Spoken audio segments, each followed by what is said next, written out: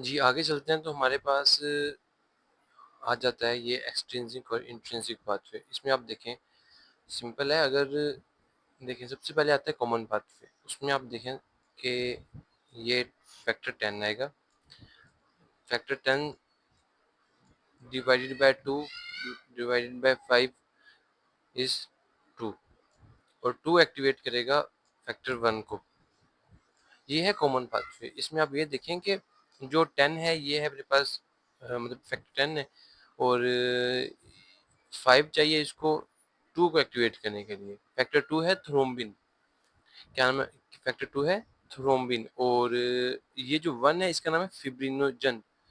Fibrinogen activate होके ना बनता है फिब्रिन, जो कि अपने क्लोटिंग में सबसे ज़्यादा मतलब लाइक जो धागे इन्वॉल्व होते हैं ना, फिब्रिन के मॉलिक्यूल जो प्लेटलेट्स को करते हैं वो फिब्रिन होते हैं। तो एट द एंड असल जो स्टेप हमें चाहिए सारा कुछ भी करके हम लोगों ने फिब्रिन बनाना है ताकि वो मजबूत करे हमारे प्लेटलेट का जो एग्रीगेट है उसको। सही है। अच्छा, अब हमने ये देखना है कि ये फैक्टर 10 को दो तरीके से एक्टिवेट किया जा सकता है। एक एक्सट्रिंसिक पाथवे है, एक इंट्रिंसिक पाथवे है।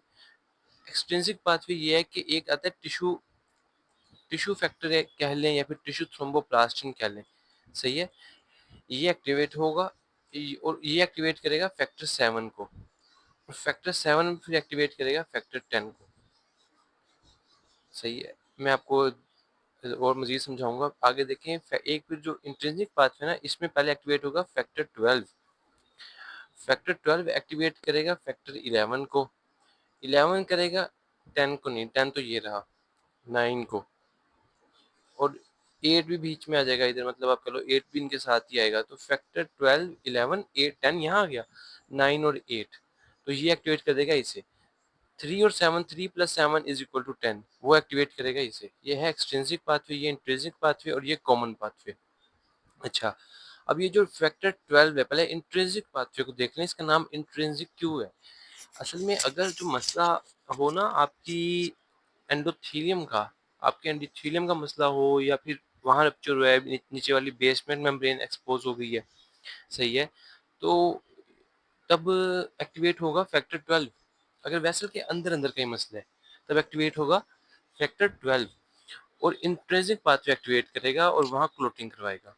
और अगर सपोज आपकी वेसल हो जाती है रप्चर, अब जो है जो ब्लड निकलेगा वो जाके टिश्यूज को लगेगा और जो टिश्यूज हैं उनमें होता है टिश्यू फैक्टर, फैक्टर 3। वो एक्टिवेट करेगा फैक्टर 7 को और उससे फिर क्लोटिंग होगी। अगर सपोज मैं आपको कहूँ कि मैं यहाँ से ऐसे कट लगाता जाऊँ, या हम लोग ऑपरेशन करते हैं, ऑपरेशन करते हुए हम लोग स्किन काटते हैं, वेसल्स काटते हैं, सबक्यूटेनियस टिश्यू काटते हैं, तो उसमें ब्लड निकल के बाहर आता है, टिश्यूज को एक्टिवेट लगता है और वो एक्टिवेट करवाता है कौन सी क्लोटिंग? इंट्रिंसिक पाथवे को एक्टिवेट करवाते हैं। सही है। अच्छा, मैं आपको अच्छा मज़ीद देखिए, जो फैक्टर 12 है ना, इसका एक और नाम है हेगमैन फैक्टर। फैक्टर 12 ये ना सिर्फ इंट्रिंसिक पाथवे को एक्टिवेट करवाता है बल्कि एक और पाथवे होता है काली क्रेन किनिन पाथवे, उसको सिस्टम उसको एक्टिवेट करवा के ना ये ब्रैडी बनाता है। ब्रैडिकिनिन बनाते हैं सेकिनिन पाथवे के साथ। तो उस ब्रैडिकिनिन जो है वो पेन करवाता है। सही है। पेन की सेंसेशन, इन्फ्लेमेशन करवाएगा, वहाँ वेजोडाइलेशन करवाएगा। तो ये होगा ब्रैडिकिनिन के काम। ये आपको याद रह जाना चाहिए। अच्छा, मैं मजीद आपको बताऊं फैक्टर देखें कौन कौन सा फैक्टर नहीं है। 1 2, एक तो फैक्टर 3 ये रहा, 4 नहीं है। फैक्टर 4 जो है ना, ये कैल्शियम को कहते हैं और ये लीवर नहीं बनाता। फैक्टर 4 उसका रोल भी ना यहाँ कहीं करके है। सी फैक्टर 4 का भी कॉमन पाथवे में रोल है कैल्शियम। इसी वजह से कैल्शियम की डेफिशिएंसी हो ना तो हमें ब्लीडिंग रिस्क ज़्यादा हो जाता है क्योंकि क्लोटिंग फैक्टर्स सही से काम नहीं कर पाते। और एक है फैक्टर 6 मिसिंग है। फैक्टर 6 जो है ना ये होता ही नहीं है। ये वैसे नाम रखा गया था किसी फैक्टर का, लेकिन बाद में पता चला कि वो तो कोई और फैक्टर लाइक फैक्टर 5 ही था वो तो गलती से उसको नाम दे दिया तो फिर उसको निकाल दिया गया। फैक्टर 6 एग्जिस्ट नहीं करता। जो फैक्टर 8 है, ये बाकी सारे फैक्टर्स लिवर बनाते हैं सिवाय ये कैल्शियम के और फैक्टर 8 के। फैक्टर 8 कहाँ से बनते हैं? एंडोथेलियम में बनता है हमारा। इसी वजह से वॉन विली ब्रांड डिजीज में आपको याद होगा कि इसी का मसला आता है। ठीक है। फैक्टर 8 का मसला आता है और as a result platelets aggregate नहीं कर पाते। चलो ये आपको समझ आ गया। अब मैं आपको ना एक मिनट मजीद दिखाता हूँ। इसमें आपने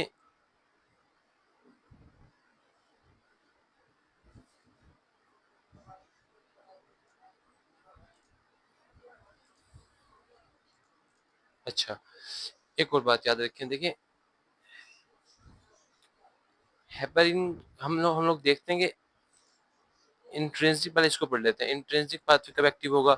जब सब एंडोथेलियल कोलेजन एक्सपोज होगी, एंडोथेलियम रप्चर होगी, बेसमेंट मेम्ब्रेन एक्सपोज होगी, तब एक्टिवेट होगा। इसमें फैक्टर्स कौन कौन से आते हैं? 12वां आता है, 11वां आता है, 9वां आता है और 8वां आता है। 10वां और 5वां ये तो और दूसरा ये तो कॉमन पाथवे के है ना, फिब्रिनोजन भी कॉमन पाथवे का है। इसमें कौन कौन सा आता है? इसमें टिश्यू थ्रोम्बोप्लास्टिन जिसको टिश्यू फैक्टर कहते हैं वो आएगा और फैक्टर 7 आएगा। 10वां, 5वां, दूसरा और फिब्रिनोजन ये तो कॉमन पाथवे के हैं। फिर अपने पास कौन से फैक्टर्स हैं जो सिंथेसाइज करता है लीवर? सब कुछ सिंथेसाइज करता है, फैक्टर 4 को और फैक्टर 8 को नहीं करता। ये एक बात आ गई। अच्छा मजीद मैंने आपको बताना था कि आप देखें, चलें साथ साथ पढ़ते हैं फिर देख लेते हैं। Which factor activated clotting as well as kinin system? वो है हेगमैन फैक्टर। सही है। अच्छा देखें, हेगमैन फैक्टर की ना डेफिशिएंसी हो, ये कोई बहुत इंपॉर्टेंट फैक्टर नहीं है। इसकी डेफिशिएंसी हो ना तो उससे क्या होना चाहिए? उससे क्लोटिंग कम होनी चाहिए ना। क्लोटिंग फैक्टर है, इसकी कमी से क्लोटिंग कम होनी चाहिए। लेकिन इसका उल्टा सिस्टम है, इसकी कमी से उल्टा क्लोटिंग का रिस्क ज्यादा हो जाता है। ठीक है, एक बात इसकी ये याद रखनी है आपने। अब एक लड़की है, उसने अपनी उंगली काट ली है और किनिन भी एक्टिवेट हो गया है और प्लेटलेट भी एक्टिवेट हो गया है, तो कौन करवाता है? Hageman factor. इंट्रावेस्कुलर डैमेज में फैक्टर 12 एक्टिव होता है। एंडोथेलियल सेल्स फैक्टर 12 को एक्टिवेट करते हैं, फैक्टर 12 आ गया। फैक्टर 8 एंडोथेलियल सेल्स बनाते हैं। उसके अलावा हाँ, यहाँ से आपको देख बतानी है कुछ बात। देखें अपने पास एक है कि पीटी कब रेज होगा और एपीटीटी कब रेज होगा। ठीक है, जो है ना पीटी ये रेज होगा मेनली देखें लिवर डिजीज में। सही, अगर लिवर सही से काम नहीं कर रहा है उसके इनिशियल स्टेजेस में, विटामिन के की डेफिशिएंसी में।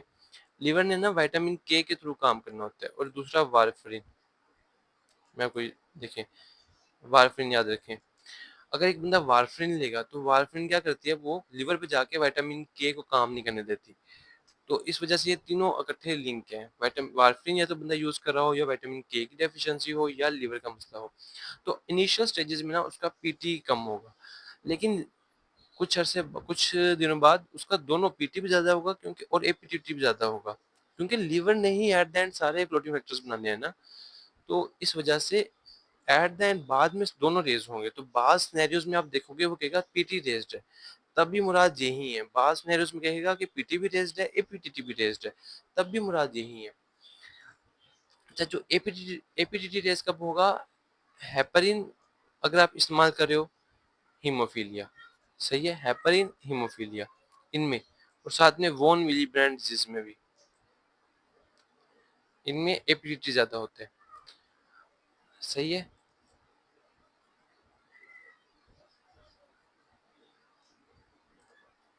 वो कहता है कि वन सिनेरियो वाज कि एक बंदे का ना ब्लीडिंग प्रोफाइल नॉर्मल है लेकिन पीटी ज्यादा है। पीटी किसमें ज्यादा होता है? एक्सट्रिंसिक पाथवे में। और एक्सट्रिंसिक पाथवे में फैक्टर 7 आता है, हमें मालूम है। Cryoprecipitate contains which of the following? Cryoprecipitate का मैंने आपको बताया था, इसमें चार चीजें होती हैं। एक होगा फैक्टर V3, ठीक है, एक होगा फैक्टर X3, एक वोन विली ब्रांड फैक्टर होता है, और एक होता है अपने पास फिब्रिनोजन फैक्टर 1। तो आप देखो तो X8 मतलब 13 और V8 V3, X3 मतलब 13, V3 मतलब 8। तो फैक्टर 8 होता है इसके अंदर क्रायोप्रेसिपिटेट के अंदर। अब वो कहता है कि हीमोफीलिया का एक पेशेंट है, उसको आप सबसे बेस्ट क्या, हीमोफीलिया ए का पेशेंट है, सबसे बेस्ट उसके लिए क्या है? उसके लिए सबसे बेस्ट है कि आप उसको दो फैक्टर 8। सही है, अगर फैक्टर 8 नहीं अवेलेबल तब आप क्या दो उसे? तब बेस्ट ऑप्शन है हमारे पास क्रायोप्रेसिपिटेट। सही है, ये मैंने आपको हेमेटोलॉजी में समझाया था कि अपने पास होता है fresh frozen plasma. Fresh frozen plasma में तमाम क्लोटिंग फैक्टर्स होते हैं। इसको हम लोग कंसंट्रेट करके ना इसमें से बनाते हैं क्रायोप्रेसिपिटेट। क्रायोप्रेसिपिटेट में ना ये 4 फैक्टर्स ज़्यादा होते हैं, मतलब कंसंट्रेटेड मिकदार में होती है। 8, 3, 13, 1 और 1 मिलीब्रेन फैक्टर, ये कंसंट्रेटेड मिकदार में होते हैं। अच्छा, तो अब अगर वो कहते हैं कि आपके पास क्रायोप्रेसिपिटेट में क्या होता है, फैक्टर 8 होता है। अगर फैक्टर 8 अवेलेबल ना हो तो हीमोफीलिया में बेस्ट सोर्स क्या है, क्रायोप्रेसिपिटेट। सही है, और अगर क्रायोप्रेसिपिटेट भी अवेलेबल नहीं है, अब क्या बेस्ट सोर्स है, अब एफएफपीज है। मोस्ट इंपोर्टेंट स्टेप कौन सा है कोagulation पाथवे में, फिब्रिनोजन को फिब्रिन में कन्वर्ट करना। Which of the following factors pregnancy में कम हो जाता है, एंटीथ्रोम्बिन 3। एंटीथ्रोम्बिन 3 क्या है, ये वैसे है क्या है अपने पास, एंटीकोगुलेंट है। सही है, लेकिन इसकी कमी हो जाती है प्रेगनेंसी में। एज ए रिजल्ट क्या होता है, हाइपर कोगुलेबल स्टेट है pregnancy. A patient put on warfarin which is the first factor to decrease factor 7। जब वारफिन स्टार्ट कराई जाती है ना, तो विटामिन के आपको बताया कि वो काम नहीं कर पाता।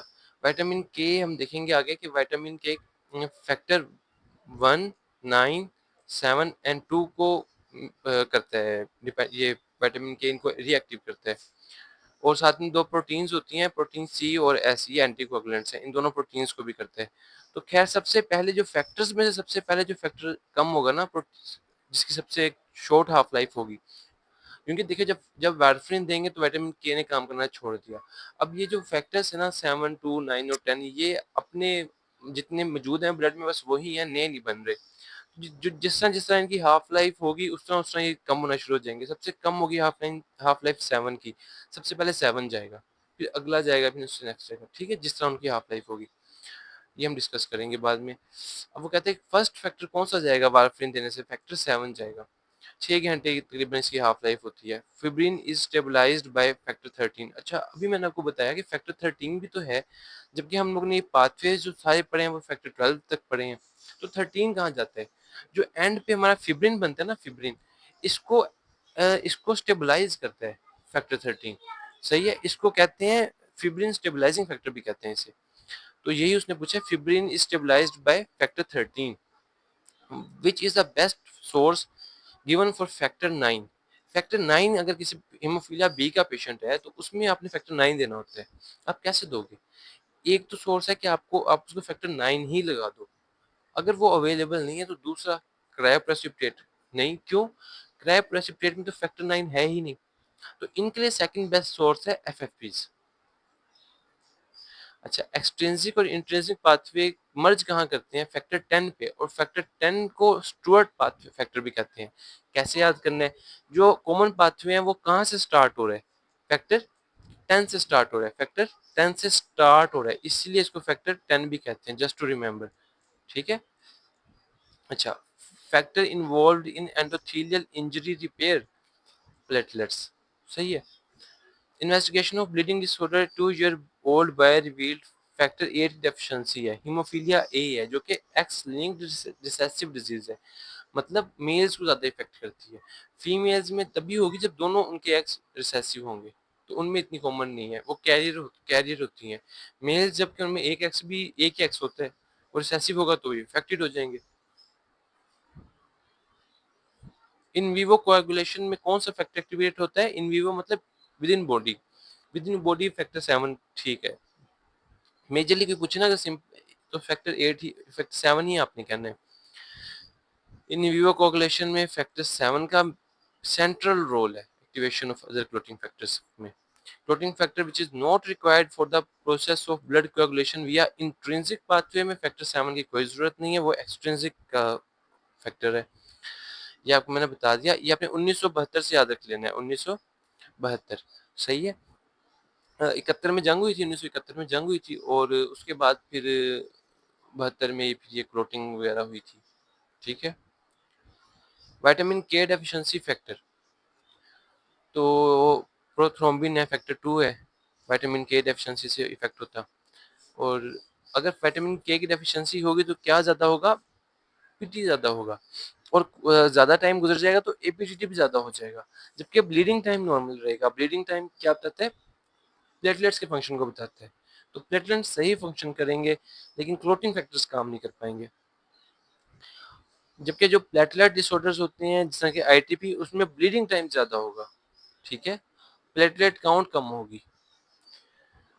ये भी याद रखना है आपने कि सबसे पहले प्रोटीन सी जाएगी, फिर प्रोटीन एस नहीं, पहले प्रोटीन सी जाती है, फिर फैक्टर 7 जाते हैं, प्रोटीन एस बाद में जाती है।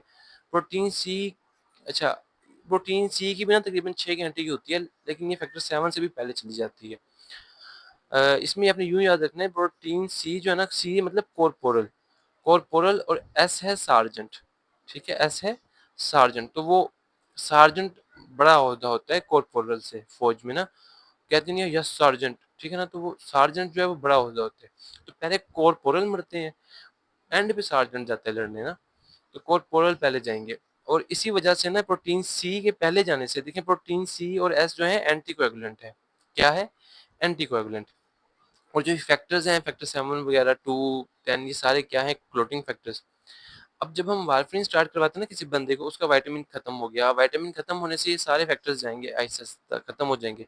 सबसे पहले प्रोटीन सी जा रहा है, ये था एंटी कोएगुलेंट, इसके जाने की वजह से ना कोएगुलेशन का रिस्क ज्यादा हो जाएगा, सही है। तो अब जब कोएगुलेशन का रिस्क ज्यादा हो जाएगा, तो आप वारफरीन क्यों दे रहे थे, किसी बंदे को कोई डीबीटी थी, कोई मसला था, आपने तभी उसको वारफरीन शुरू करवाई ना, उल्टा आपने दी तो क्लोटिंग फैक्टर, क्लोटिंग का रिस्क ज्यादा हो जाएगा उसमें, जब तक बाकी फैक्टर्स, फैक्टर 7 12 कम नहीं होते तब तक। तो इसमें इस वजह से ना उनमें नेक्रोसिस हो जाती है स्किन की, अगर वारफिन अकेली शुरू करवा दो बाज बात। तो ऐसे केस में आपने क्या करना होता है, आपने हेपरिन ब्रीजिंग करानी होती है, कि जब तक वारफिन का मुकम्मल इफेक्ट ना आ जाए, हेपरिन हाइपरकोएगुलेबल स्टेट ना होने दे, सही है। अच्छा, विटामिन के कहाँ मिलता है ये, एक तो इंटेस्टाइनल फ्लोरा में भी होता है, ग्रीन वेजिटेबल्स में भी मोस्ट कॉमन है, डाइटरी सोर्स। ये देखें, इसमें सिनेरियोज आएगा, कहता है कि एक मतलब मदर, मेजर सिनेरियो ये होगा कि एक मदर है, वो एंटीबायोटिक्स यूज करती थी, तो अब उसका बेबी हुआ है, तो वो उसको ना ब्लीडिंग हो रही है, मतलब वो, ठीक है, ब्लीडिंग ज्यादा हो रही है।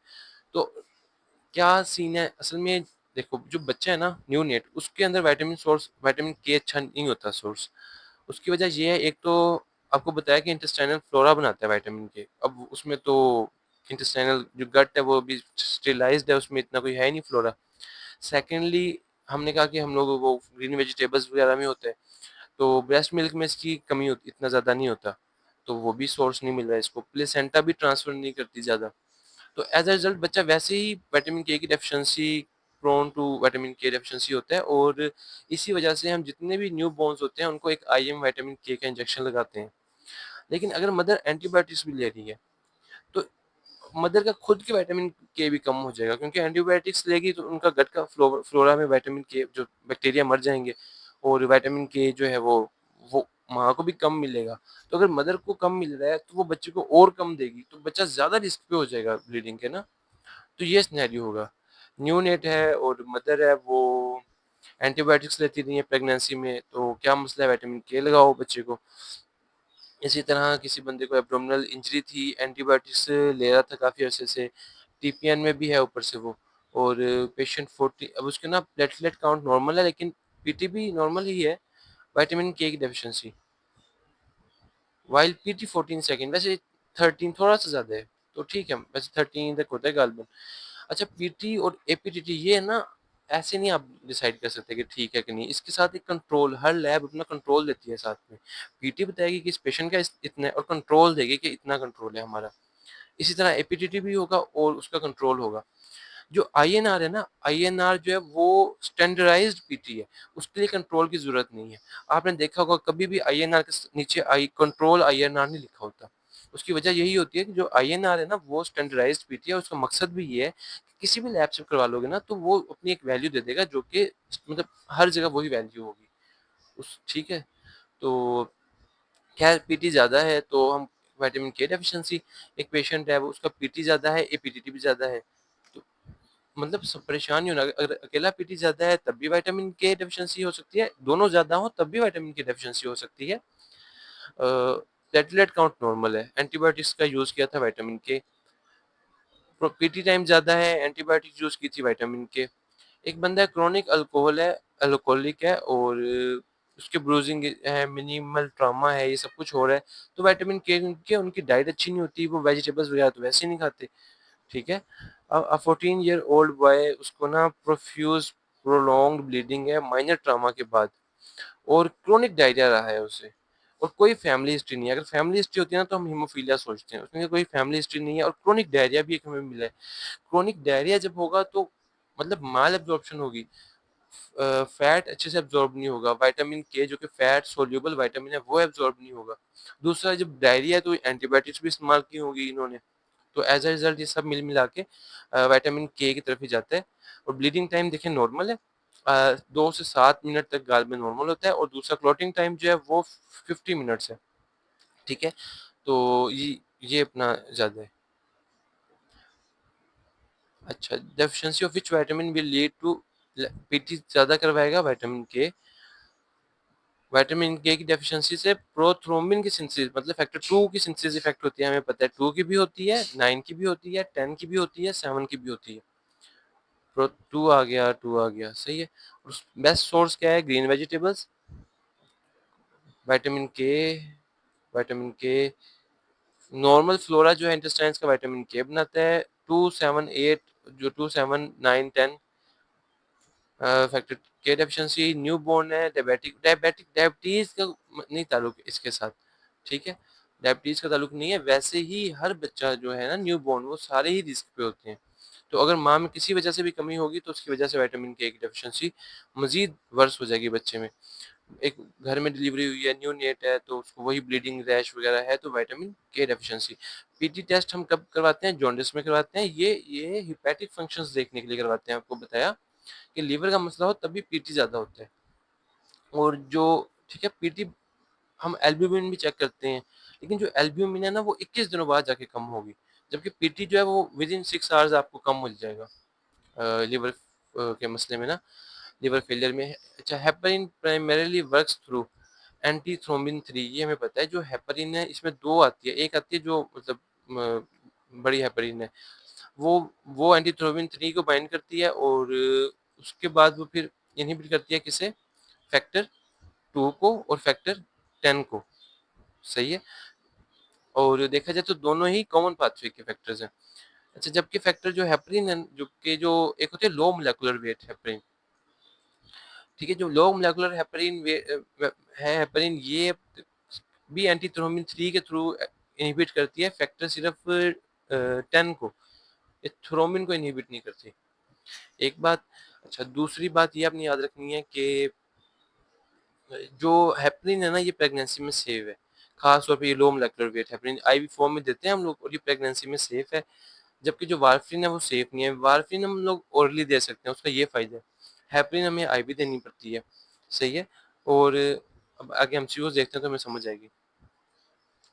हेपरिन जो है वो इंट्रिंसिक पाथवे को एक्ट करते हैं, पीटीटी ज़्यादा बढ़ाती है, तो इस वजह से इसकी मॉनिटरिंग के लिए हम लोगों को ये अनफ्रैक्शनेटेड जो हेपरिन है ना उसकी मॉनिटरिंग के लिए आपको एपीटी कराना पड़ता है, जबकि लो मोलेकुलर वेट हेपरिन के लिए कुछ ऐसी ज़रूरत नहीं होती।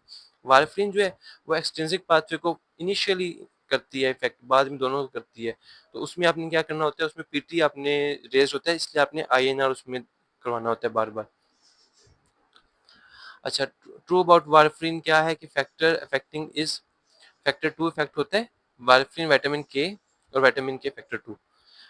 और ओरल एंटीकोगुलेंट जो है वारफरिन जब इस्तेमाल करते हैं तो कैसे मॉनिटरिंग करते हैं हम लोग? आपको मैंने बताया कि हम लोग पेशेंट को वारफरिन स्टार्ट करवाएंगे, साथ में हेपरिन भी स्टार्ट करवा देंगे, और हम उसकी ना आईएनआर चेक करते रहेंगे।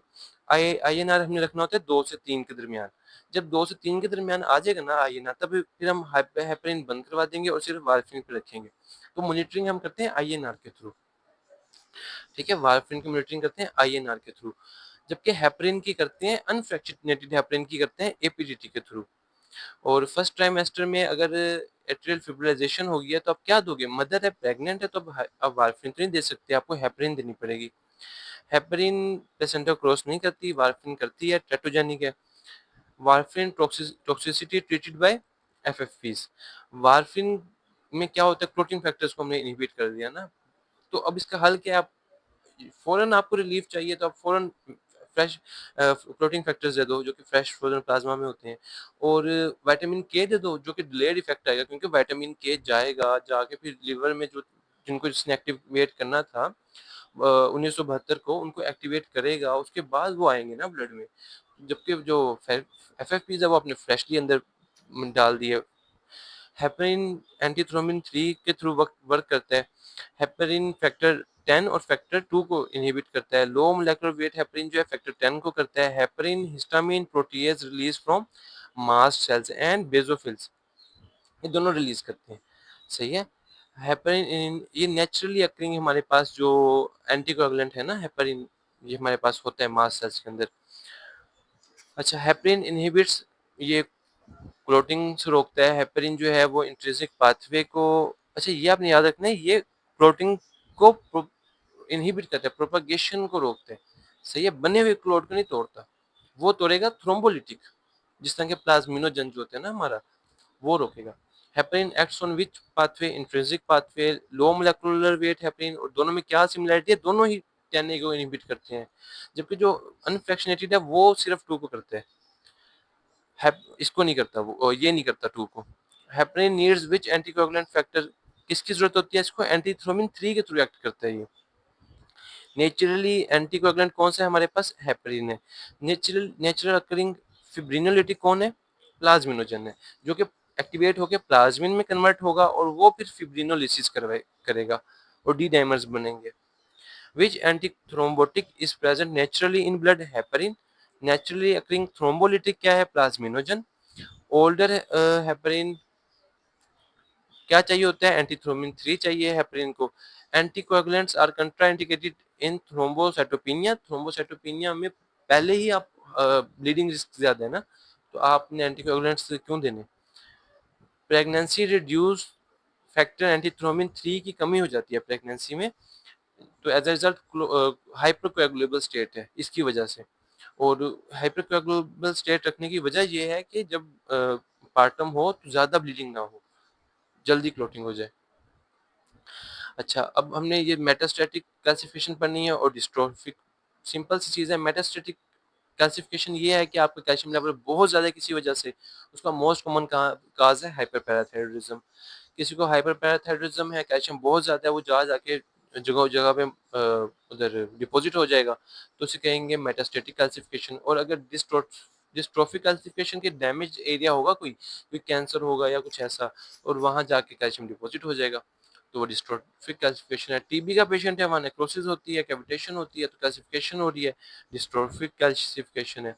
जबकि टीबी का पेशेंट है तो डिस्ट्रोफिक क्लासिफिकेशन है। पेपिलोमा एक कोरोइडल प्लेक्सिस का, कोरोइड प्लेक्सिस होते हैं वेंट्रिकल्स के अंदर जो कि सीएसएफ बनाते हैं। तो अब कहते हैं सीटीपी क्लासिफिकेशन कहाँ मिलेगी, तो मोस्ट कॉमन जो पेपिलोमा है ना, जो हमारा लेटरल वेंट्रिकल है, उसका एक एरिया होता है ट्राइगोन। ट्राइगोन क्या कहते हैं, ट्राइगोन यूं कह लो, जहाँ तीनों हॉर्न्स मिल रहे हो ना, इंफीरियर हॉर्न, पोस्टीरियर और एंटीरियर हॉर्न मिलता है अपना लेटरल वेंट्रिकल का, तो वहाँ उसे ट्राइगोन कहते हैं। तो वहाँ पे कोरोइड प्लेक्सिस होता है और उसका पेपिलोमा मोस्ट कॉमन है।